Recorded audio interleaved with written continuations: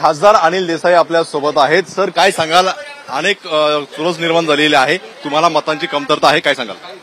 मतांची कमतरता आम्हाला नाही आहे, मतांची जुळवाजुळव व्यवस्थित आहे आणि महाविकास आघाडीचे तिन्ही उमेदवार निवडून येतात। काय नेमकी जुळवाजुळव झाली?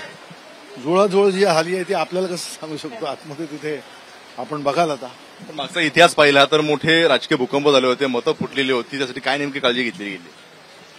राजकीय भूकंप म्हणण्यापेक्षा मतांच्या बाबतीमध्ये प्रत्येक पक्षाने घेतलेली दक्षता ही व्यवस्थितरित्या कामी आली की काम होतं। महायुती सांगते की महाविकास आघाडीची मतं फुटतील, महायुतीची मतं फुटतील। आता हे सगळं काही तासातच इथे दिसेल आणि चांगल्या पद्धतीनं व्यवस्थितरित्या हे होईल। एक तास वाढून देवा अशी मागणी केलेली आहे। पत्र दिलेलं होतं तुम्ही, काय मतदानाची वेळ वाढवून देणं, कारण आपण बघताय आज पाऊस ज्या पद्धतीनं कोसळतोय, त्यामुळे आमदारांना इथपर्यंत येऊन त्यांनी त्यांचं मतदानाचा अधिकार त्यांना गाजवायला लागेल। त्यासाठी आज निसर्ग आज आपल्याला कोपलेला दिसतोय, म्हणूनच हे केलं होतं। हे सगळं पाहता की एका तासाने वेळ वाढवून द्यावी, 5 पर्यंत करावी आणि मग 6 वाजता तुम्ही मतदानाची मोजणी तुम्ही सुरू करा। आपल्या पक्षाचे असे काही आमदार आहेत का की ज्यांची तब्येत खराब आहे किंवा ते लांबून येणारे, असं कोणी आहे? कोण कुठे असतील आमदार, जिथे असतील तिथून त्यांना येणं सुलभ व्हावं। पब्लिक ट्रान्सपोर्ट पासून व्हेहिक्युलर ट्रॅफिक आता त्याच्यावर इफेक्ट होऊ शकतो, तो इम्पॅक्ट टाळण्यासाठी आपण केलेली विनंती होती।